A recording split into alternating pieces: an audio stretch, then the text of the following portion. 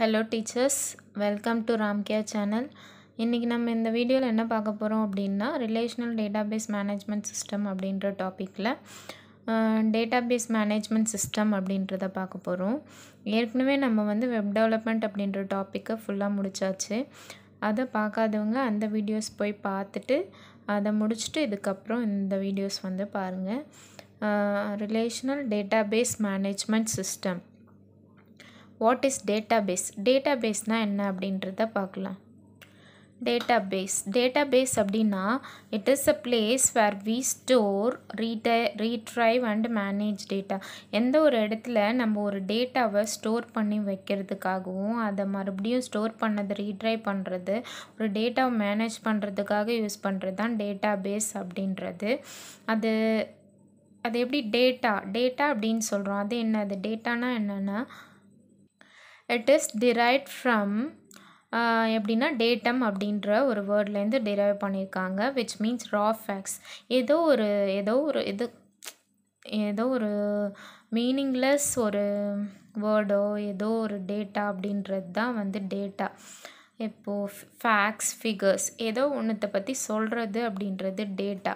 அதே இன்ஃபர்மேஷன் அப்படின்னா processed data that convey meaning. ஒரு மீனிங்ஃபுல்லாக ஏதோ ஒரு இது சொல்கிறது அப்படின்றது இன்ஃபர்மேஷன்ஸ்.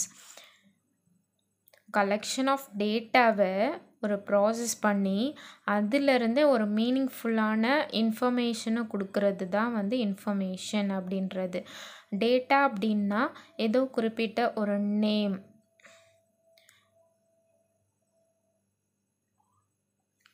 1 to 1 அந்த மாதிரி ஏதோ சம்திங் ஏதோ கொடுக்குறோம் அப்படின்னா அது டேட்டா. இதே இன்ஃபர்மேஷன் அப்படின்னா இதில் ரோல் நம்பர் ராம்கியா, roll number 1 to 1, this is information. Database management system அப்படின்னா database management system is a system software for creating and managing databases. Database management அப்படின்றது என்ன சொல்கிறாங்க அப்படின்னா ஒரு சிஸ்டம் சாஃப்ட்வேரு. அது எதுக்காகனா ஒரு கிரியேட்டிங் அண்ட் மேனேஜிங் டேட்டாபேஸஸ், ஒரு டேட்டாபேஸை உருவாக்குறதுக்காகவும் அந்த டேட்டாபேஸை ஒரு மேனேஜ் பண்ணுறதுக்காக யூஸ் பண்ணுற சிஸ்டம் அப்படின்றது தான் சிஸ்டம் சாஃப்ட்வேர். அதுதான் டேட்டாபேஸ் மேனேஜ்மெண்ட் சிஸ்டம் அப்படின்றது. இது ஒன் பை ஒன்னாக நீங்கள் ஒரு நோட் போட்டு, இதுதான் ஃபர்ஸ்ட் டாப்பிக்லேருந்து ஆரம்பிக்கிறேன், அதை நோட் போட்டு எழுதி வச்சுக்கோங்க ஒன் பை ஒன்னாக. அப்போ தான் நம்ம திரும்பி ரீகால் பண்ணுறதுக்கு யூஸ்ஃபுல்லாக இருக்கும். It provides users and programmers with a systematic way to create, retrieve, update and manage data. அப்படின்னா நம்ம யூஸரோ ப்ரோக்ராமரோ ஒரு டேட்டாவை ஒரு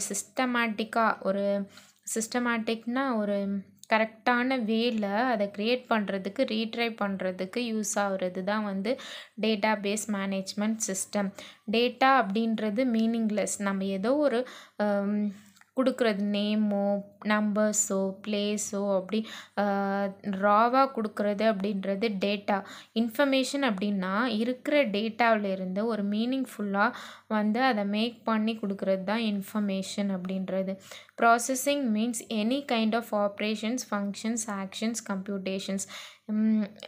அதான் ஆப்ரேஷன்ஸ். ஏதோ ஒன்று நம்ம இவங்களோட ரோல் நம்பர் கொடுத்துருக்காங்க, அவங்களோட மார்க்ஸ் கொடுத்துருந்தாங்க அப்படின்னா அதை கால்குலேட் பண்ணி அவங்களோட மார்க்ஸ் டோட்டல் எடுக்கிறதுனா கம்ப்யூட்டேஷன்ஸ், ஆக்ஷன்ஸ். அந்த மாதிரி எடுத்து சொல்கிறது தான் இன்ஃபர்மேஷன் அப்படின்றது. டேட்டா பேஸ் அப்படின்றது store data or manage data. RDBMS அப்படின்னா ரிலேஷனல் டேட்டாபேஸ் மேனேஜ்மெண்ட் சிஸ்டம். ரிலேஷன்னா என்னது? டேபிள். ஃபைல் அப்படின்னா collection of informations or data stored in one unit. ஒரு நிறைய டேட்டாவை ஒரு குறிப்பிட்ட இடத்துல ஸ்டோர் பண்ணி வைக்கிறது தான் ஃபைல் அப்படின்னு சொல்கிறோம். ரெக்கார்ட் அப்படின்னா collection of files or group of field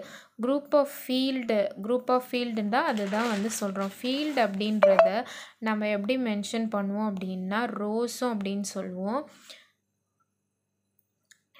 records rose அப்படின்றத காலம்ஸை ஃபீல்ட்ஸுன்னு சொல்லுவோம். அதையே நம்ம ஆட்ரிபியூட்ஸும் சொல்லுவோம். collection of files or group of fields தான் வந்து records. group of fieldsனா group of columns அதுதான் வந்து records அப்படின்னு நம்ம சொல்கிறோம். Next, database system is to provide users with an abstract view of data. database system என்ன வந்து ப்ரொவைட் பண்ணோம் அப்படின்னா ஒரு abstractனா இருக்கிறது அதை காப்பினா ஒரிஜினல் வியூ வந்து நம்மளுக்கு கிடைக்காது. அப்ஸ்ட்ராக்ட் வியூ அதனோட காப்பி ஆஃப் வியூ தான் நம்மளுக்கு வந்து கிடைக்கும் யூசர்ஸ்க்கு. A database management system has a set of programs through which user or other programs can access, modify and retrieve the stored data.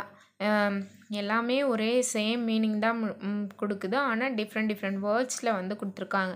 Database management சிஸ்டமில் என்ன இருக்கும், செட் ஆஃப் ப்ரோக்ராம்ஸ் இருக்கும். எதுக்காக, யூசர்ஸோ ப்ரோக்ராமர்ஸோ ஒரு டேட்டா வந்து ஆக்சஸ் பண்ணுறதுக்காக இருக்கிறது தான், ஸ்டோர் பண்ணுறதுக்காக, அதை ரீட்ரைவ் பண்ணுறதுக்காக.